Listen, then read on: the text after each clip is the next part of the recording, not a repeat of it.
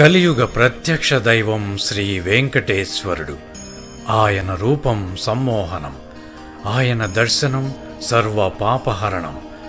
ఓం నమో వెంకటేశాయ అని భక్తితో ధ్యానించిన, ఆ స్వామి వైభవాన్ని కీర్తించిన, వినిన కోటి జన్మల పుణ్యఫలం దక్కుతుంది.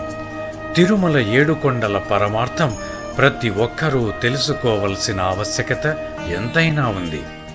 ఈ కలియుగంలో మనిషి తెలిసో తెలియకో తాను చేసిన పాపాలను తొలగించుకొని ముక్తి మార్గం వైపు వారిని పయనింపచేయాలన్న సత్సంకల్పంతో మా ఆరాధ్య ఛానల్ స్తోత్ర నిధి ద్వారా మీకు అందిస్తున్న శ్రీ వెంకటేశ్వర వైభవం సప్తాహంలో భాగంగా ఈరోజు 2వ రోజు.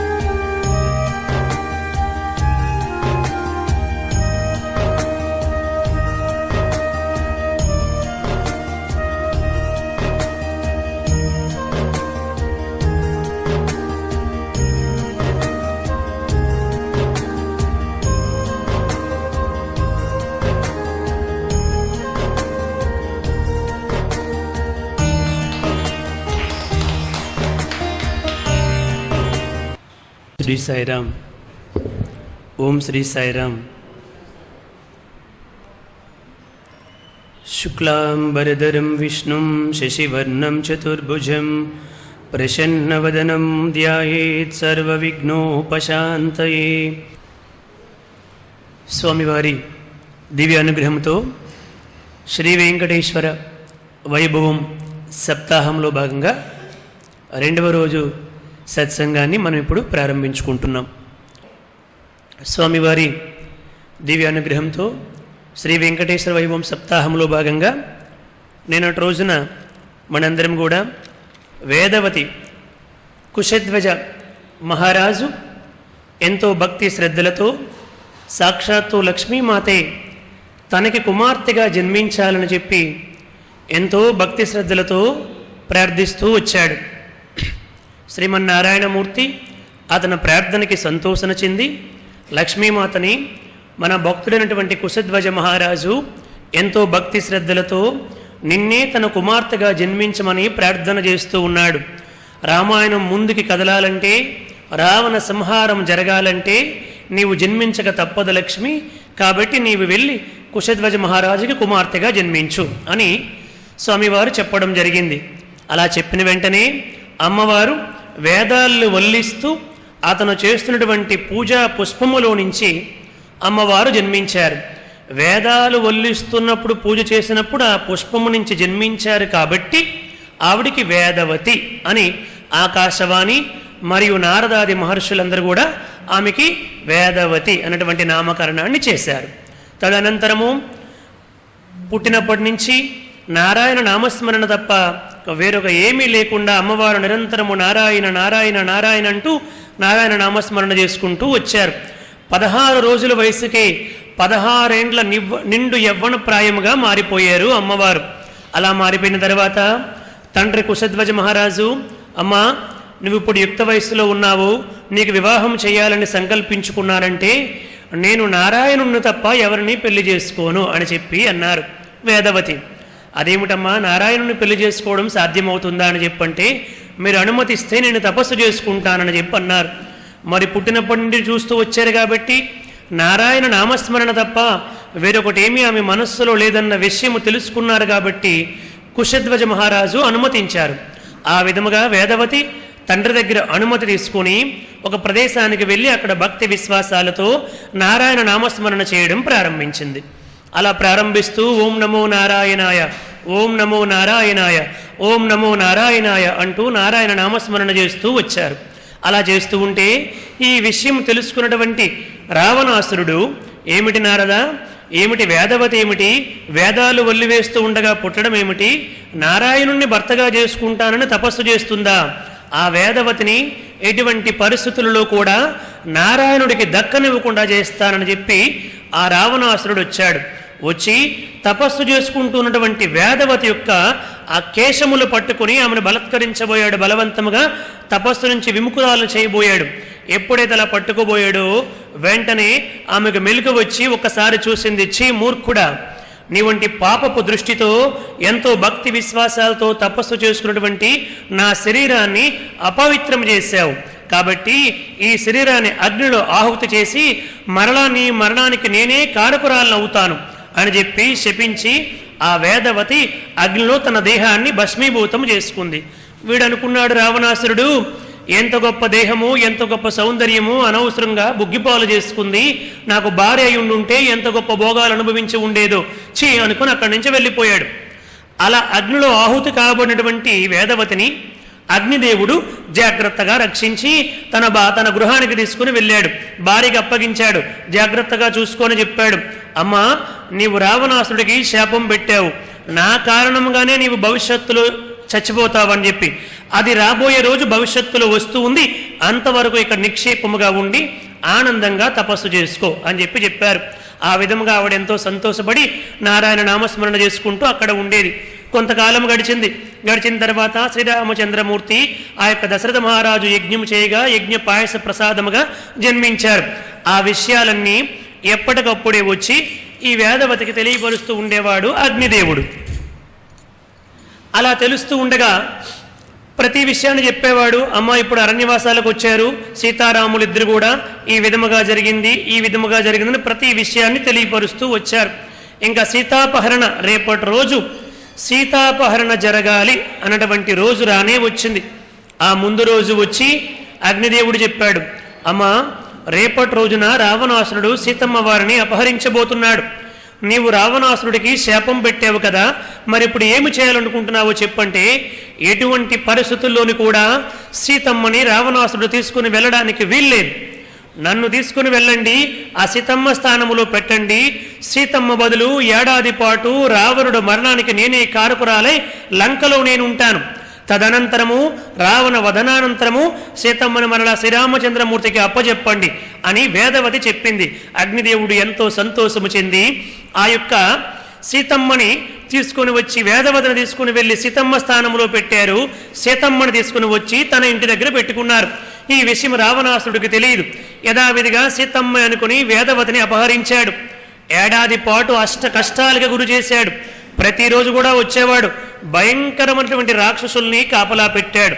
వాళ్ళు ప్రతిరోజు ఎందుకు ఈ విధముగా అనవసరంగా నీ జీవితాన్ని పాడు చేసుకుంటావు, రావణాసురుడు చెప్పినట్లుగా విని పెళ్లి చేసుకో, ఆ రావణాసురుడు వివాహం చేసుకుంటే గొప్ప భోగాలన్నీ కూడా అనుభవిస్తావు అని చెప్పి అనేక విధాలుగా చెప్పేవారు. అలా జరుగుతూ ఉండగా ప్రతిరోజు రావణాసురుడు కూడా వచ్చేవాడు. రాముడు రావడము, నన్ను గెలవడము, నిన్ను తీసుకుని వెళ్ళడము ఇది అసాధ్యము, కాబట్టి నన్ను పెళ్లి చేసుకో అని అనేక విధాలుగా ఇబ్బందులు పెట్టేవాడు. సూటిపోటి మాటలతో హింసించేవాడు. అవన్నీ కూడా ఎవరు అనుభవించారండి? సీతమ్మ మాత రూపములో ఉన్నటువంటి వేదవతి మాత అనుభవించారు. ఇలా ఏడాది పాటు అష్ట కష్టాలన్నీ కూడా పడ్డారు. మరి స్వామి హనుమ వచ్చారు. సీతమ్మ జాడని ఆ స్వామివారికి రామచంద్రమూర్తికి తెలియపరిచారు. 100 యోజనముల సముద్రాన్ని లంఘించి మరలా వెనక్కి వచ్చి ఆ విషయాలన్నీ తెలియపరిచిన తర్వాత నలుడు నీలుడు ద్వారా సేతు నిర్మాణాన్ని పూర్తి చేసి రామన లక్ష్మణులు కోట్లాది మంది వానర యోధులందరూ కూడా వెళ్ళి రావణాసురుణ్ణి, కుంభకర్ణుణ్ణి, ఇంద్రజిత్తుని అందరూ కూడా సంహరించారు. సంహరించిన తర్వాత విభీషణుడి ద్వారా సీతమ్మని తీసుకుని రమ్మన్నారు. స్వామి హనుమ వెళ్ళి చెప్పారు. సీతమ్మని తీసుకుని వచ్చారు విభీషణుడు. ఆ సీతమ్మని తీసుకుని వస్తే రామచంద్రమూర్తి ఏమన్నారండి? అగ్ని ప్రవేశం చేయాలని చెప్పన్నారు. సీతమ్మ అగ్ని ప్రవేశం చేసింది. అగ్ని ప్రవేశం చేస్తే ఎందుకోసం చేయమన్నారో అది వాళ్ళకి తెలుస్తుంది. మనకేమో కొంచెం బాధగా ఉంటుంది. సహజంగా భక్తులమి కదా, మనకు ఒక పరిమితి ఉంటుంది కాబట్టి మనకి బాధ కలగడము సహజము. కానీ వారికి తెలుసు ఎందుకు అగ్ని ప్రవేశం చేయమన్నారు. నిజమైనటువంటి సీతమ్మ అగ్నిలోనికి వెళ్ళింది, ఆ వేదవతి అగ్నిలోనికి వెళ్ళింది. నిజమైనటువంటి సీతమ్మని అగ్నిదేవుడు తీసుకుని వచ్చాడు.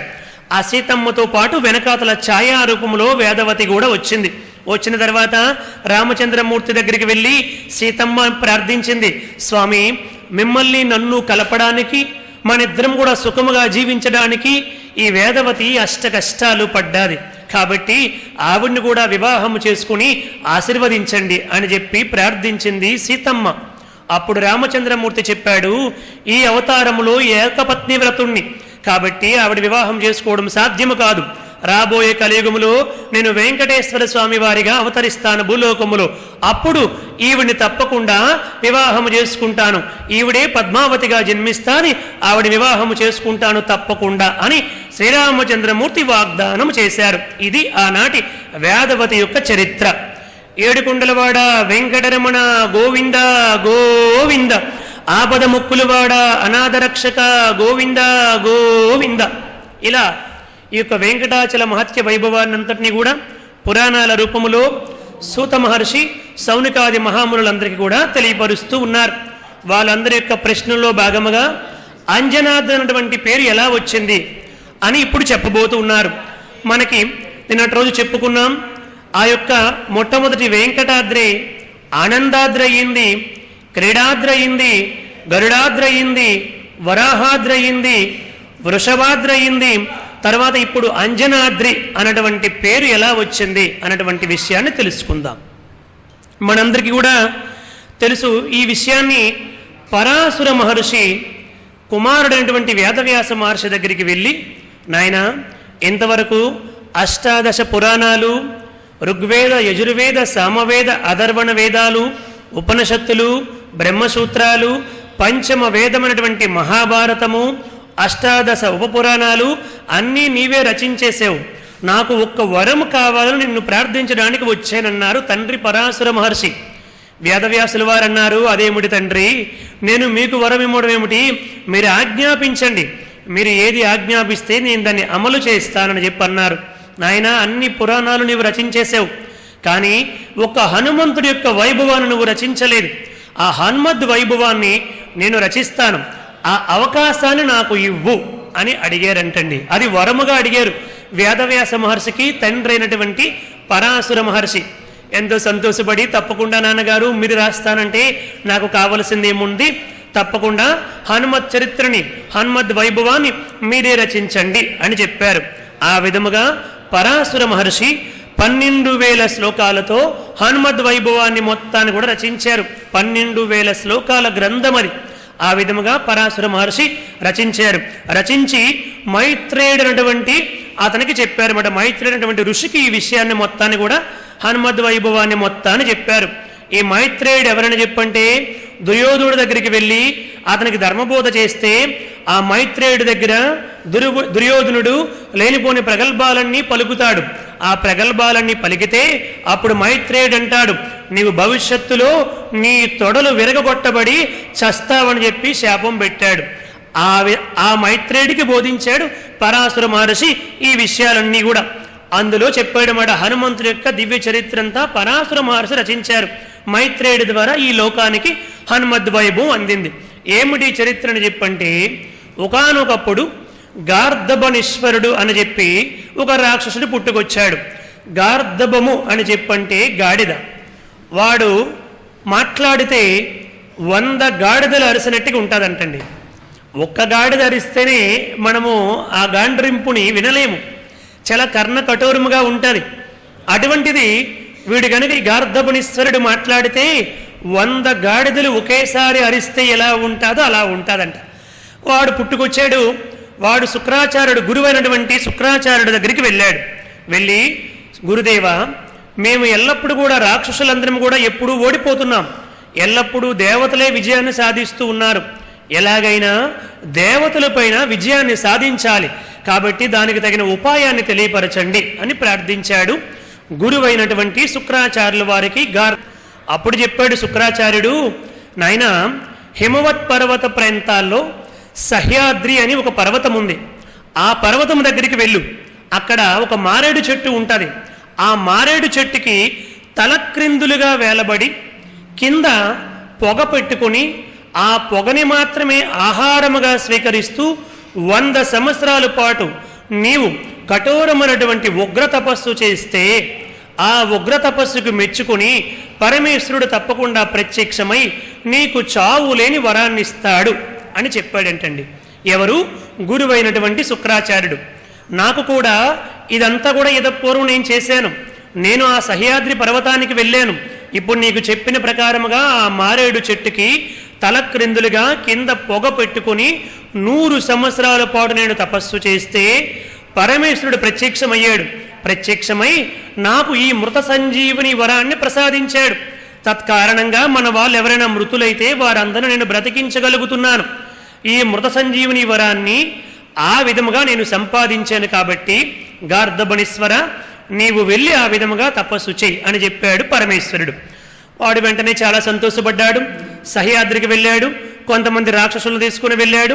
అక్కడ ఆ మారేడు చెట్టుకి గురువు శుక్రాచార్యులు చెప్పిన ప్రకారంగా తలక్రిందులుగా వేలబడి కింద పొగ పెట్టుకున్నాడు. చుట్ట పొగ అంటాము కదా, అటువంటి పొగ పెట్టుకుని వాళ్ళందరికీ, ఒరే మీరు అప్పుడప్పుడు వస్తూ ఎల్లప్పుడూ ఇక్కడ పొగ వచ్చేలాగా చెయ్యండి, దాంట్లో కావలసిన దినుసులన్నీ కూడా వెయ్యండి, ఎల్లప్పుడూ పొగ రావాలి, ఆ పని మీరు చూడండి అని చెప్పి తలక్రిందులుగా వేలబడ్డాడండి. అటువంటి ఉగ్ర తపస్సు ఎవరైనా చేయగలండి? తలక్రిందులుగా కొద్దిసేపు కూడా ఉండలేము. యోగాసనాలు నేర్చినటువంటి వాళ్ళు కూడా కొద్దిసేపు ఉండేసరికి మరలా వెంటనే మామూలు ఆకృతిలోనికి ఎప్పుడు వచ్చేస్తామా అని చూస్తారు. అటువంటిది వీడు తలక్రిందులుగా ఓం నమఃశివాయ అని చెప్పంటూ 100 సంవత్సరాలు తపస్సు చేసాడంటండి. వాడి తపస్సుకు ఒకసారి మనం నమస్కారం చేయాలి. అటువంటి తపస్సు వాడిది చూడండి. అంటే ఉగ్ర తపస్సు.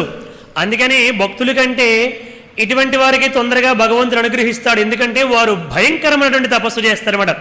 భక్తుడికి ఎలాగుంటుందంటే కొద్ది రోజులు చేసిన తర్వాత ఏమిటో వస్తారో రారో, అనుగ్రహిస్తారో అనుగ్రహించరో, ఇలాగే చెయ్యాలని ఉందేమిటి, పర్వాలేదు అప్పుడప్పుడు చేయొచ్చు, తర్వాత మనం ఆరోగ్యంగా ఉన్నప్పుడు చేయొచ్చు, మనం ఇంట్లో అన్ని విధాలుగా బాగున్నప్పుడు చేయొచ్చు అని అనేక ఆలోచనలు కలుగుతాయి భక్తుడికి. వీడి మనస్సు మారిపోతూ ఉంటుంది. ఈ రాక్షసులకి ఒకటి పట్టుకున్నారంటే ఎటువంటి పరిస్థితులు కూడా వదిలిపెట్టరండి. వాళ్ళు అవినంత వరకు వదిలిపెట్టరు లక్ష్యాన్ని. అలా పట్టుకున్నాడు. కఠోరమైనటువంటి తపస్సు చేశాడు. అలా తపస్సు చేస్తే అప్పుడు పరమేశ్వరుడు ప్రత్యక్షమయ్యాడు. ప్రత్యక్షమైతే ఏమి కావాలో కోరుకోనాయన గార్ధబణీశ్వర, నీ కఠోరమైనటువంటి ఉగ్ర తపస్సుకి సంతృప్తి చెందాను, ఏమి కావాలో కోరుకో అని చెప్పి అన్నారు. అంటే అప్పుడు అడిగాడు గార్ధబణీశ్వరుడు, నాకు మరణము లేని వరాన్ని ప్రసాదించండి అన్నాడు. అది తప్ప ఏదైనా కోరుకో, మరణము లేకుండా వరాన్ని ఇవ్వడము అసాధ్యము. అది కాకుండా ఏదైనా కోరుకో. ఈ రాక్షసులందరూ కూడా మనం పురాణాలన్నీ కూడా చూస్తే కఠోరమైన తపస్సు చేస్తారు, మరణము లేకుండా వరాన్ని కోరుకుంటారు. ఎందుకంటే వాళ్ళు ఇంకా చాలా కాలం పాటు, కొన్ని వేల సంవత్సరాల పాటు భయంకరమైనటువంటి భోగాలన్నీ అనుభవించాలని, అందరిని కూడా ఏడిపించాలని, ఎక్కడ యజ్ఞాలు యాగాలు పూజలు పునస్కారాలు తపస్సులు ఏవి కూడా మంచి పనులు ఏవి కూడా జరగకుండా ఉండాలని, గొప్ప భోగాలు అనుభవించాలని, బాగా త్రాగి తందనాలు ఆడాలని వారి తాలుగా కోరికలు. అందుకోసమని చెప్పి వాళ్ళకి సహజంగానే కొన్ని వేల సంవత్సరాలు ఆయుష్ ఉంటుంది. అది కూడా సరిపోక ఇంకా కఠోరమైన తపస్సు చేసి శాశ్వతముగా మరణము లేని వరాన్ని కోరుకుంటూ ఉంటారు. అటువంటి వరాన్ని ఎప్పుడు కూడా ఎవరు అనుగ్రహించరు. శివుడు అన్నాడు, నాయన మరణము లేని వరము తప్ప ఇంకా ఏ వరమైనా కోరుకో ఇస్తానని చెప్పి అన్నాడు. అప్పుడు వాడన్నాడు, సరే స్వామి, నా మరణ రహస్యము మీకు నాకు తప్ప ఎవరికి తెలియకూడదు. జాగ్రత్తగా వినాలి మీరు ఇక్కడ. నా మరణ రహస్యము మీకు నాకు తప్ప ఎవరికి తెలియకూడదు. మీరు ఎటువంటి పరిస్థితుల్లోని కూడా నా మరణ రహస్యాన్ని ఎవరికి చెప్పకూడదు. అలా చెప్పనని నాకు మాట ఇవ్వండి అన్నాడు. చూడండి ఎంత టెక్నికల్గా ఆలోచించి వరాన్ని కోరుకున్నాడో చూడండి. పరమేశ్వరుడు అన్నాడు, ఎంత మహాభక్తులరా మీరందరూ కూడా, గొప్ప భక్తులు పుట్టుకొచ్చారా, ఏమి తపస్సు చేసి ఏమి వరాలు, ఎంత టెక్నికల్గా వరాన్ని కోరుకున్నావురా అని పరమేశ్వరుడు అనుకుని సరే తదాస్తు అని అనుగ్రహించాడు. ఇంకా వాడు ఎంతో సంతోషపడిపోయాడు. ఆహా, నా మరణ రహస్యం ఏమిటో పరమేశ్వరుడికి నాకు తప్ప ఎవరికి తెలీదు. పైపెచ్చు పరమేశ్వరుడు ఎవరికి చెప్పనని నాకు మాట ఇచ్చాడు. అతను ఎవరికి చెప్పడు, నా మరణ రహస్యాన్ని నేను ఎవరికి చెప్పను. అతను చెప్పనని మాట ఇచ్చాడు కాబట్టి శివుడు ఎప్పుడు కూడా మాట తప్పడు. అతను మాట తప్పడు, నేను మాట చెప్పను. కాబట్టి నేను శాశ్వతంగా గొప్ప భోగాలు అనుభవిస్తానని ఆనందముతో ఉర్రోతలూగాడు మాట. ఇది ఇలా ఉంటుంది మాట. ఆ మరణ రహస్యం ఏమిటో మీకు కూడా తర్వాత చెబుతాను. సరే, ఆ విధముగా వాడు విజృంభించాడు. ఇంకా వెంటనే వరాలు కోరుకున్నంత వరకు తపస్సు చేస్తారు కానీ అనుగ్రహించబడిన తర్వాత ఇంకా ఆగుతారా? ఇంకా విజృంభించాడు. దేవతలని, గంధర్వులని, కిన్నెరులని, కింపురుషులని, యక్షులని, నాగులని, నానాజాతుల వారందరినీ కూడా అనేక విధాలుగా ఇబ్బందులకు గురి చేశాడు. ఎక్కడ కూడా ఋషులు ఎవరిని కూడా తపస్సులు, భజనలు, పూజలు, యజ్ఞాలు, హోమాలు ఏవి కూడా చేయనివ్వకుండా అనేక విధాలుగా ఇబ్బందులకు గురి చేశాడు. ఇలా చేసి చాలా కాలం పాటు అందరిని కూడా హింసించాడు. అందరూ కలిసి దేవతలందరూ కూడా ఈ గార్ధబణేశ్వరుడికి ఏమి వరం పొందాడో ఏమిటో, వీడితో విజయాన్ని సాధించలేకపోతున్నాము, మా వల్ల కావడం లేదని చెప్పి అందరూ గగ్గోలు పెట్టుకుంటూ బ్రహ్మదేవుడి దగ్గరికి వెళ్ళారు. బ్రహ్మదేవ, ఆ గార్ధబణేశ్వరుడికి ఏమి వరం ఇచ్చేవయ్యా? వాడు విజృంభించి మమ్మల్ని అందరినీ కూడా అనేక విధాలుగా ఇబ్బందులు పెడుతున్నాడు అని చెప్పంటే, అతనికి నేను వరాన్ని ఇవ్వలేదు, పరమేశ్వరుడు ఇచ్చాడని చెప్పాడు బ్రహ్మదేవుడు. వెంటనే అందరూ కలిసి పరమేశ్వరుడి దగ్గరికి వెళ్ళారు. హరహర మహాదేవ శంభో శంకర్ అని చెప్పి దేవతలందరూ గగ్గోలు పెట్టుకుంటూ వెళ్ళారు. పరమేశ్వరుడు చూశాడు వాళ్ళ వైపు. ఏమిటి నాయనా అందరూ ఇట్లా వచ్చారు, ఏమిటి, ఏమైనా ఆపదొచ్చిందా అని చెప్పి అడిగాడు. పరమేశ్వర, ఆ గార్ధబణేశ్వరుడికి ఏమిటి వరం ఇచ్చేవో వాడు విజృంభించాడు, అందరినీ కూడా చాలా ఇబ్బందులు పెడుతున్నాడు, మమ్మల్ని ఎవరిని కూడా మనశ్శాంతిగా ఉండనివ్వడం లేదు, ఎటువంటి యజ్ఞాలు పూజలు ఏమి కూడా చేయనివ్వడం లేదు, దయచేసి వాడి మరణ రహస్యం ఏమిటో చెప్పండి, చెబితే ఏదో ఒక ఉపాయాన్ని చూసి వాడిని సంహరిస్తాము అని చెప్పంటే, అది జరగదు నాయనా, వాడు తపస్సు చేసినప్పుడు వాడికి నేను మాట ఇచ్చాను, ఏమని, ఎటువంటి పరిస్థితుల్లోని కూడా వాడి మరణ రహస్యాన్ని చెప్పను అని వాడికి నేను మాట ఇచ్చాను, కాబట్టి నేను చెప్పను అన్నాడండి పరమేశ్వరుడు. వరం ఇచ్చినటువంటి పరమేశ్వరుడే చెప్పకపోతే మరి ఎలా తెలుసుకుంటారండి? తెలుసుకోకపోతే ఎంత కష్టాలు వాడుతోని చాలా ఇబ్బందులు పడి దేవతలందరూ చాలా బాధపడుతూ విష్ణుమూర్తి దగ్గరికి వెళ్ళారు.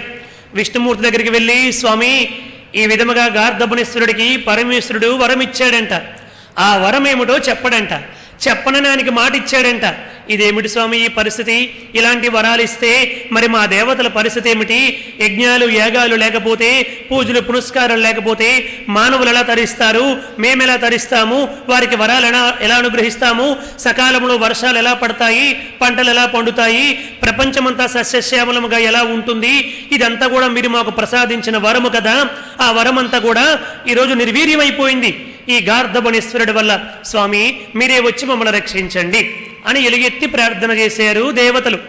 అందరు కలిసి విష్ణుమూర్తి అన్నాడు, ఇదేమిటి వరము, సరే పదండి నేను కనుక్కుంటాను, అందరం కలిసి ఆ పరమేశ్వరుడి దగ్గరికి వెళదాం, ఏమిటో వరమేమిటో అడుగుదామని చెప్పి అందరూ కలిసి పరమేశ్వరుడి దగ్గరికి వచ్చారు.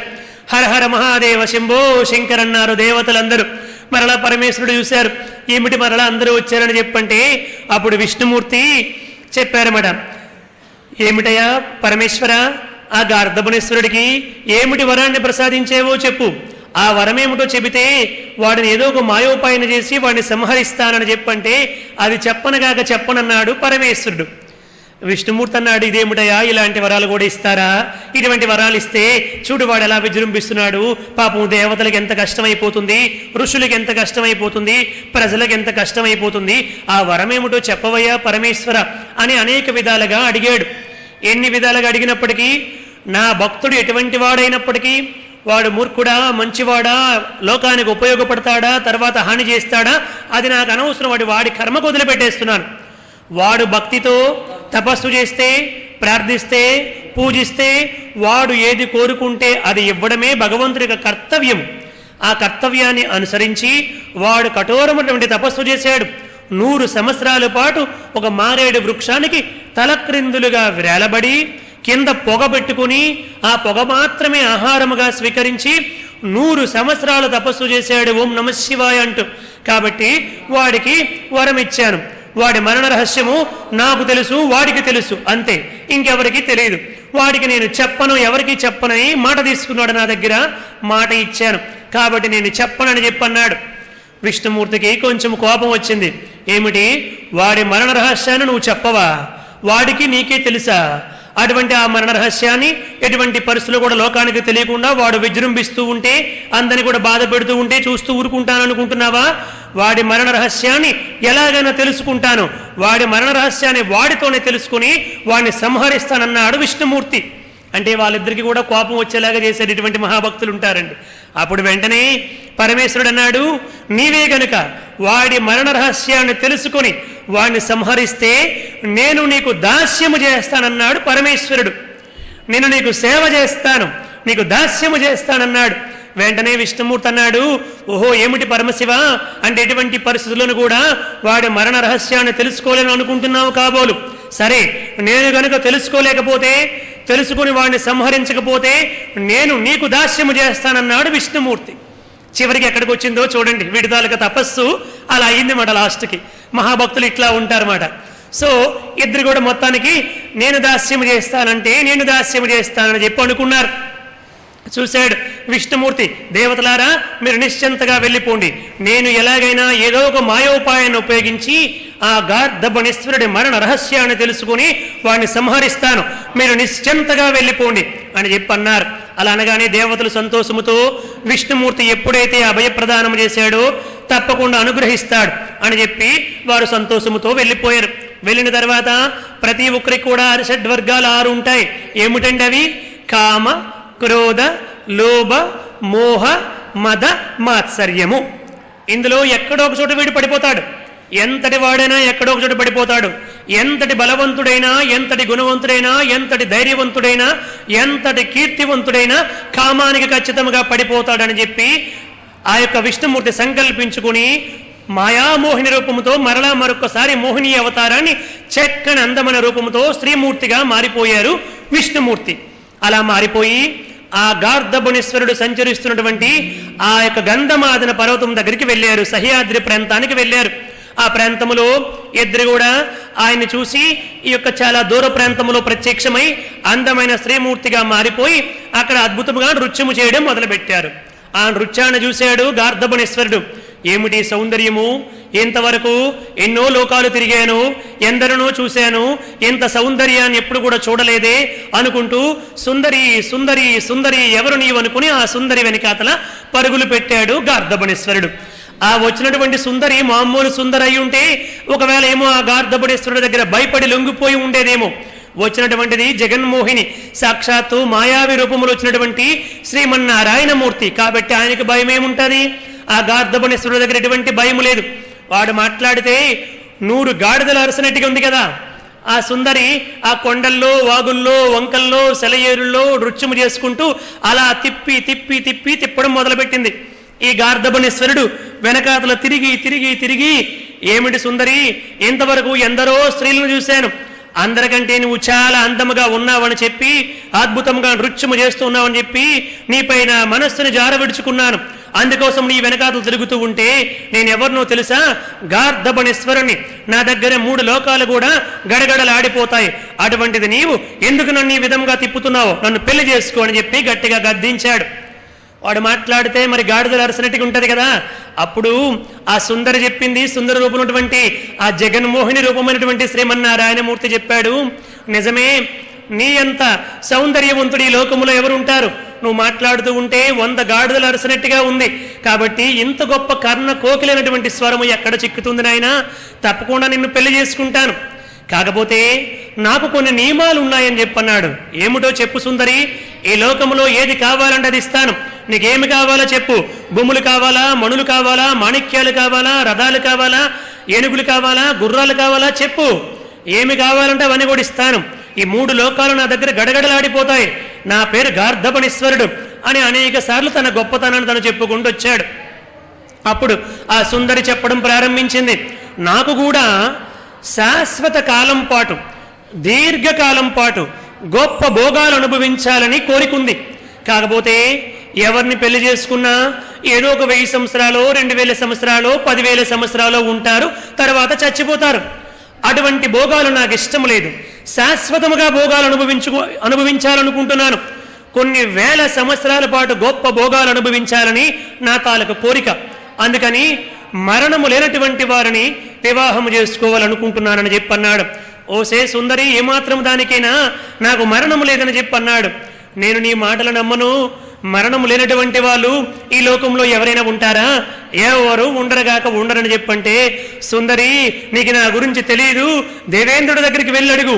దేవేంద్రుడు కూడా నా దగ్గర భయపడిపోయాడు, దేవతలందరూ కూడా నా దగ్గర భయపడిపోయారు. నాకు మరణము లేదు, అందుకే వాళ్ళందరూ నా దగ్గర భయపడి నేను ఎప్పుడు ఏది చెబితే అదే చేస్తూ ఉంటారు అని చెప్పన్నాడు. ఏమోనండి, అవన్నీ నాకు తెలియదు, నాకైతే మీకు మరణము లేదన్నటువంటి మాటను నేను నమ్మలేకపోతున్నానని చెప్పన్నాడు. అంటే అప్పుడు చెప్పాడు, సుందరి, నేను పరమేశ్వరుడి కోసం కఠోరమైనటువంటి తపస్సు చేశాను. 100 సంవత్సరాలు తలక్రిందులుగా వ్రేలాడి పొగ మాత్రమే స్వీకరించి ఆ సహ్య పర్వతంపై, సహ్యాద్రిపై తపస్సు చేశాను. అప్పుడు పరమేశ్వరుడు ప్రత్యక్షమై నాకు గొప్ప వరాన్ని ఇచ్చాడు. అందుకారణం చేత నాకు మరణం లేదని చెప్పన్నాడు. ఎవరు నమ్ముతారండి మీ మాటలు? తాత్కాలికంగా పెళ్లి చేసుకోవడానికి, నాతో ఆనందంగా కొంతకాలం పాటు విహరించడానికి ఈ విధముగా చెబుతున్నారు. పరమేశ్వరుడు ప్రత్యక్షమయ్యాడా? ప్రత్యక్షమై మీకు మరణము లేకుండా వరం ఇచ్చాడా? అటువంటి వరాలు పరమేశ్వరుడు ఎవరికైనా ఇస్తాడా అని చెప్పంటే, సుందరి అటువంటి వరాలు ఇవ్వడు, కానీ నాకు ఇచ్చాడు. ఏమిటంటే, నా మరణ రహస్యము పరమేశ్వరుడికి నాకు తప్ప ఎవరికి తెలియదు. పరమేశ్వరుడి దగ్గర నేను మాట తీసుకున్నాను, పరమేశ్వర, నా మరణ రహస్యాన్ని ఎటువంటి పరిస్థితుల్లోనూ కూడా ఎవరికి చెప్పనని నాకు మాట ఇవ్వమన్నాను. నాకు మాట ఇచ్చాడు పరమేశ్వరుడు. అది పరమేశ్వరుడికి తెలుసు, నాకు తెలుసు, అంతే. అందుకోసమని చెప్పి నాకు మరణం లేదని చెప్పన్నాడు. అంటే నేను ఈ మాటలు నమ్మలేకపోతున్నానండి. పరమేశ్వరుడు వచ్చి ఆ మరణ రహస్యము నీకు నాకు తప్ప ఎవరికి తెలియదు, నేను ఎవరికి చెప్పను అని మాట ఇస్తారా ఎక్కడైనా అని చెప్పి అన్నారు. ఆ మాయలో పడిపోయాడు కదా, ఆ మాయా మోహన రూపానికి ఆమె బుట్టలో పడిపోయాడు. ఎప్పుడైతే పడిపోయాడో ఇంకా చెప్పడం మొదలు పెట్టేశాడు అన్నీ కూడా. సుందరి, ఇప్పుడు చెబుతున్నాను విను. నువ్వు నన్ను పెళ్లి చేసుకుంటావని విశ్వాసముతో, నీపై ప్రేమతో చెబుతున్నాను. ఆనాడు నాకు పరమేశ్వరుడు ఇచ్చినటువంటి వరం ఏమిటంటే, నేను కోరిన వరం ఏమిటంటే, పిండి వెన్నెల కురుస్తూ ఉండగా ఒక సుందరి దగ్గర నేను విహరిస్తూ ఉండగా, బాగా మద్యము త్రాగి ఉండగా, ఆ మద్యము త్రాగి ఉండేటప్పుడు నన్ను నేను మైమరిచిపోయి ఉండగా, కిందంతా కూడా మానవ రూపముతో, పైన అంతా తోడేలు రూపముతో ఉన్నటువంటి ఒక నరుడు కానటువంటి, పూర్తిగా మృగము కానటువంటి మృగ రూపముతున్నటువంటి జంతువు చేత నాతో యుద్ధము చేసి నన్ను సంహరిస్తే అటువంటి జంతువు చేత మాత్రమే నేను చచ్చిపోతాను అని చెప్పేశాడండి. అని చెప్పేగానే నాకు కావలసింది కూడా అదేనాయనా అని చెప్పి అన్నది. ఇంకా లోపల ఎంతో సంతోషపడ్డారు మాయావి రూపంలో ఉన్నటువంటి విష్ణుమూర్తి. చాలా సంతోషం, నీ మరణ రహస్యాన్ని తెలియపరిచావు అని చెప్పంటే, సుందరి విన్నావు కదా, ఇది పరమేశ్వరుడు నాకు అనుగ్రహించినటువంటి వరం. కాబట్టి ఈ భూలోకములు ఇటువంటి వరాలు ఎవరు కూడా పొందలేదు. కాబట్టి తొందరగా రా, మనం పెళ్లి చేసుకుందాం, ఆనందంగా విహరిద్దాం అని చెప్పి తొందర పెట్టాడు. తొందరపడబోకునైనా, తప్పకుండా పెళ్లి చేసుకుంటాను. అసలు నీకు పెళ్లి చేయడానికే నేను ఇక్కడికి వచ్చాను. తప్పకుండా నీకు పెళ్లి చేస్తాను. కాకపోతే మాకు ఒక ఆచారం ఉన్నది. ఆ ఆచారం ఏమిటంటే, మేము పెళ్లి చేసుకోబోయే ముందు మొట్టమొదట కాయగూరలన్నీ కూడా తీసుకొచ్చి ఒక మాలగా చేసి నా మెడలో వెయ్యాలని చెప్పి అన్నది సుందరి. కాయగూరల మాల ఏమిటి సుందరి? సరే ఏదో ఒకటి చేస్తానని చెప్పి వీడు తొందరగా ఉన్నాడు కదా, తొందరగా వెళ్ళి అక్కడేవో పుచ్చకాయలు, బెండకాయలు, ఆ కాయలు, ఈ కాయలు ఉంటా, కాయలన్నీ కూడా తీసుకొచ్చి ఒక మాల తొందరగా చేసి, సుందరి రా తొందరగా నీ మెడలో మాల వేసేస్తానంటే, కాదు, ఆ మాల వేసేటప్పుడు నాకు వరుడు బాగా తాగాలి. ఇది మా తాలూకా సాంప్రదాయం. నువ్వు బాగా తాగితే అప్పుడు ఆ మాలని నేను మెడలో వేయించుకొని అప్పుడు నిన్ను పెళ్లి చేసుకుంటాను. అప్పుడు మన ఇద్దరిని కలిసి ఆనందంగా విహరిస్తాము అని చెప్పి అన్నాడు. అనగానే వెంటనే తొందరగా ఎక్కడున్నాయి చెప్పు, కళ్ళు ఎక్కడున్నాయి చెప్పు అని చెప్పంటే, ఒక గొప్ప మాయావి కదా, వెంటనే ఒక కళ్ళు కూడా సృష్టించింది. గొప్ప వజ్రాలు, వైడూర్యాలు, మర్కతాలు, మాణిక్యాలు పొందినటువంటి ఒక కడవలో ఒక కళ్ళు కూడా సృష్టించి వాడికి ఇచ్చింది. వాడు వెంటనే ఆనందంతో గడమని మొత్తం తాగేశాడనమాట.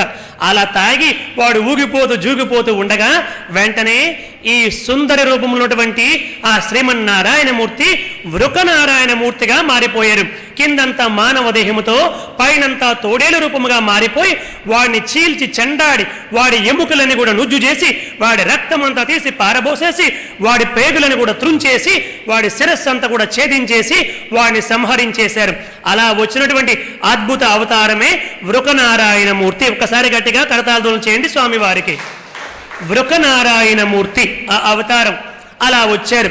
అలా వచ్చి ఆ గార్ధబుణేశ్వరిని సంహరించగానే అప్పటికే అదృశ్య రూపములు అక్కడ ఉన్నటువంటి దేవతలందరూ కూడా ఏమి జరగబోతుందా అని చెప్పి అక్కడ ఉన్నారు కదా, వెంటనే దేవతలందరూ కూడా పుష్పవృష్టి కురిపించారు. అందరూ కూడా వచ్చారు, గొప్పగా స్తోత్రము చేశారు శ్రీమన్నారాయణమూర్తికి. తర్వాత బ్రహ్మదేవుడు, రుద్రుడు కూడా వచ్చాడు. అప్పుడు పరమేశ్వరుడు అన్నాడు, శ్రీమన్నారాయణమూర్తి, నువ్వు ఎలాగైనా సరే మాయోపయంతో వాడి మరణ రహస్యాన్ని తెలుసుకుని వాడిని సంహరించావు.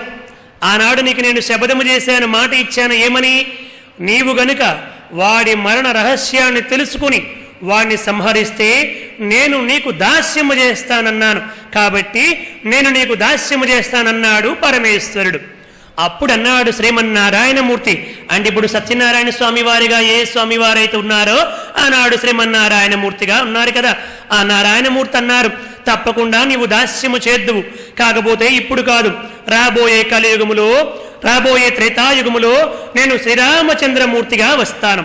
ఆ శ్రీరామచంద్రమూర్తిగా వచ్చినప్పుడు నీవు ఆంజనేయ స్వామిగా జన్మించదువు.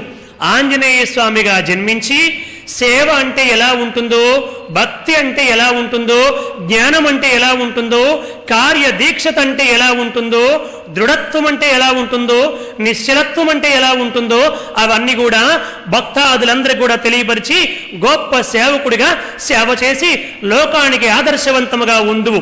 అలా ఉండడమే కాకుండా నాకు ఎన్ని ఆలయాలైతే ఈ భూలోకములో ఉంటాయో నీకు కూడా అన్ని ఆంజనేయ స్వామి ఆలయాలతో వర్ధిల్లుదుగాక. అప్పుడు నీవు ఆంజనేయ స్వామిగా వచ్చి సేవ చేసి లోకానికి ఒక గొప్ప ధర్మబోధ చేద్దు అని చెప్పి శ్రీమన్నారాయణమూర్తి ఆ విధముగా ఆ రోజు అంగీకరించారు. తత్కారణము చేత స్వామి ఆంజనేయ స్వామి వారి యొక్క అద్భుత అవతారం వచ్చింది. జయ బోలు పవన సుత హనుమానికి. అలా వచ్చినటువంటి అద్భుతమైనటువంటి అవతారమే స్వామి ఆంజనేయ స్వామి వారి యొక్క దివ్య అవతారం. మరి ఇప్పుడు ఆ అవతారం ఎలా వచ్చిందన్నటువంటి విషయాన్ని ఇంతవరకు తెలుసుకున్నాం. మనం మరికొన్ని విషయాలు తెలుసుకుందాం. ఎప్పుడు స్వామివారు జన్మించారు, ఎవరికి జన్మించారు అన్నటువంటి ఘట్టాలు తెలుసుకునే ప్రయత్నం చేద్దాం. పూర్వము పుంజక స్థల అన్నటువంటి ఒక అప్సరస ఉండేది, మహా సౌందర్యవతి. ఆ పుంజక స్థల అన్నటువంటి అప్సరస శాపవాశాస్తు భూలోకములో కుంజరుడు అన్నటువంటి వానర యోధుడికి అంజనాదేవిగా జన్మించింది.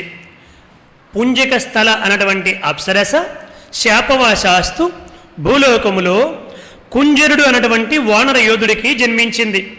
అలా జన్మించినటువంటి అంజనాదేవి మహా సౌందర్యవతిగా దినదిన ప్రవర్ధమానం చెందుతూ వచ్చింది.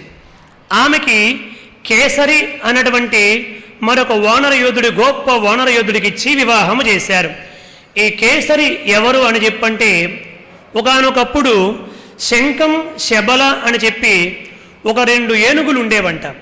ఆ 2 ఏనుగులు కూడా రాక్షసులు ఆ ఏనుగుల రూపంలోకి మారిపోయి అనేక విధాలుగా ఇబ్బందులు పెట్టేవారంట. అక్కడ ఉన్నటువంటి ఋషులందరూ కూడా తపస్సు చేసుకుంటూ ఉంటే ఆ తపస్సు చేయనివ్వకుండా ఆ యొక్క ఆశ్రమ ప్రాంతాలన్నింటినీ కూడా సర్వనాశనము చేస్తూ చాలా ఇబ్బంది కలిగించేవారంట ఈ శంఖము శబల అన్నటువంటి రాక్షసులు. వీళ్ళ వల్ల భరించలేక ఈ కేసర దగ్గరికి వెళ్ళారు. ముందు బ్రహ్మదేవుడి దగ్గరికి వెళ్ళారు ఋషులందరూ కూడా. బ్రహ్మదేవ, ఈ శంఖము శబల ఈ యొక్క ఏనుగుల్ని సంహరించలేకపోతున్నారు, దయచేసి ఎవరినైనా పంపించి ఈ ఏనుగుల నుంచి, ఈ బారి నుంచి మమ్మల్ని కాపాడండి, మా తపస్సు కొనసాగేలాగా చూడండి అని చెప్పి ప్రార్థన చేశారు. అప్పుడు బ్రహ్మదేవుడు చెప్పారు, కేసర అన్నటువంటి వానర యోధుడు ఉన్నాడు, అతని దగ్గరికి వెళ్ళి అతనికి అడగండి, తప్పకుండా సహాయం చేస్తాడంటే అప్పుడు ఋషులందరూ కూడా వచ్చి కేసరి దగ్గరికి వచ్చి ప్రార్థించారు. అప్పుడు కేసరి వచ్చి ఆ శంఖము శబలటువంటి 2 ఏనుగులు కూడా వాటి 2 కుంభస్థనాల మీద గట్టిగా పిడిగుద్దులు గుద్ది వాటి 2ని తొండాలు పట్టుకుని గిర గిర గిరగిరమని తిప్పి నేలకేసి మోది, బండరాయికేసి మోది చంపేసాడనమాట. అంత గొప్ప బలవంతుడు కాబట్టి అతడికి కేసరి అంటే సింహము, సింహబలుడు కాబట్టి కేసరి అని చెప్పి పేరు పెట్టారు ఋషులు. అంతకు పూర్వం అతని పేరేమిటో ఎవరికి కూడా తెలియదన్నమాట. ఆనాటి నుంచి అతని పేరు కేసరి అయ్యింది. నాయన, మాకింత గొప్ప సహాయం చేసావు కాబట్టి నీకు గొప్ప సుగుణవంతురాలైనటువంటి అమ్మాయినిచ్చి తప్పకుండా పెళ్లి చేస్తాం, శీఘ్రమేవ కళ్యాణ ప్రాప్తిరస్తు అని చెప్పి వారు దీవించారు. అతను ఎంతో సంతోషపడ్డాడు. అలా ఋషులు ఆ యొక్క అంజనాదేవి, కుంజరుడు కుమార్తె అటువంటి అంజనాదేవిని కేసరికిచ్చి వివాహము చేశారు. వారిద్దరికీ వివాహము జరిగింది. 1000 సంవత్సరాలు అయ్యింది కానీ వారికి సంతానం కలగలేదు. కలగకపోతే అప్పుడు అంజనాదేవి బృహస్పతిని ప్రార్థన చేస్తే అప్పుడు బృహస్పతి చెప్పాడు, అమ్మా, నీవు వెంకటాద్రి ప్రాంతానికి వెళ్ళి తపస్సు చేయి, తప్పకుండా నీకు సంతానము కలుగుతుంది అని చెప్పాడు. అలా చెబితే అప్పుడు అంజనాదేవి వెంకటాద్రి పర్వత ప్రాంతానికి వచ్చి చాలా నియమనిష్ఠులతో భక్తి శ్రద్ధలతో ప్రతిరోజు కూడా కఠోరమైనటువంటి తపస్సు చేసింది. అలా 100 సంవత్సరాల పాటు తపస్సు చేసిందండి అంజనాదేవి.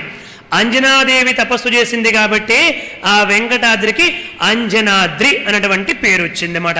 అలా అంజనాదేవి తపస్సు చేస్తూ ఉంటే ప్రతిరోజు కూడా వాయుదేవుడు ఆవిడ ఒక నియమం పెట్టుకుంది.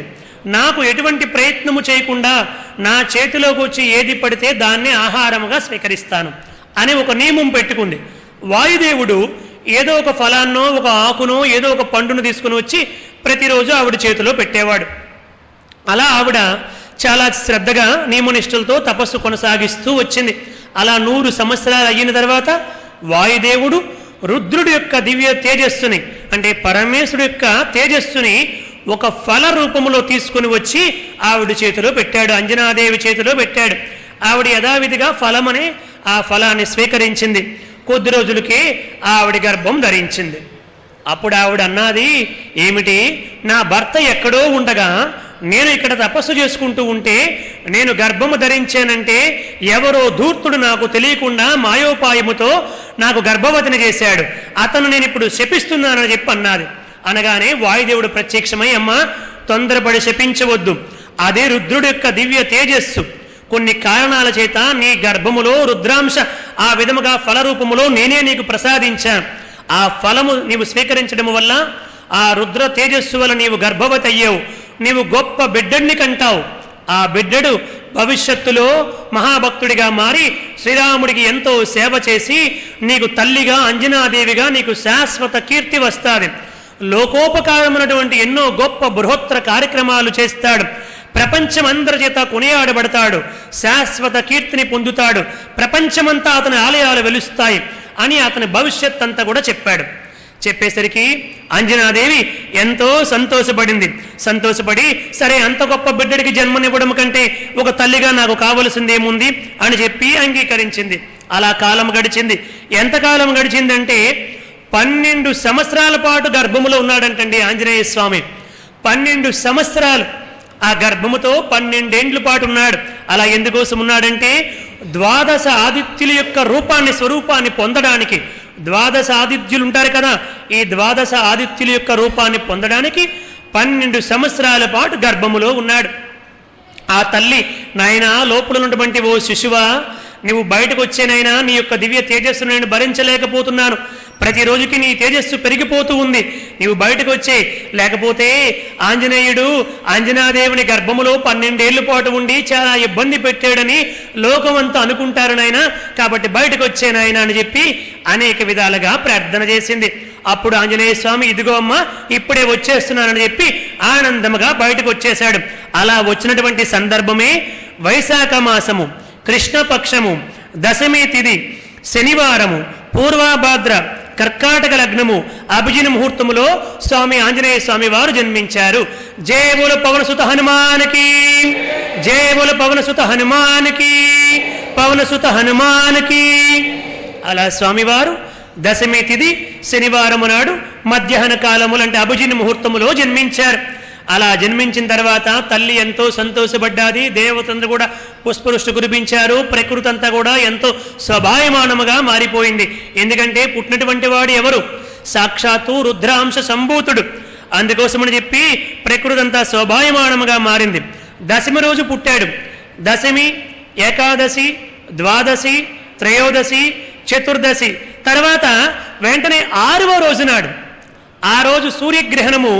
సూర్యుని చూసి ఒక పండు అనుకొని ఆకలేసి చిన్న కేవలము 6 రోజుల బాలుడు, ఆ తల్లి ఎక్కడికో వెళ్తే ఈ 6 రోజుల బాలుడు రీవుమని ఆకాశానికి ఎగిరిపోయాడండి. ఎంత బలవంతుడు చూడండి, వాయుపుత్రుడు కదా, పరమేశ్వరుడి యొక్క అంశ వాయుపుత్రుడిగా వచ్చాడు కాబట్టి రీవుని ఆకాశానికి ఎగిరిపోయాడు. ఎక్కడికి? సూర్యభగవానుడి దగ్గరికి, అది పండుగ భావించి. అలా వెళ్ళిపోతూ ఉంటే అది గ్రహణ సమయము.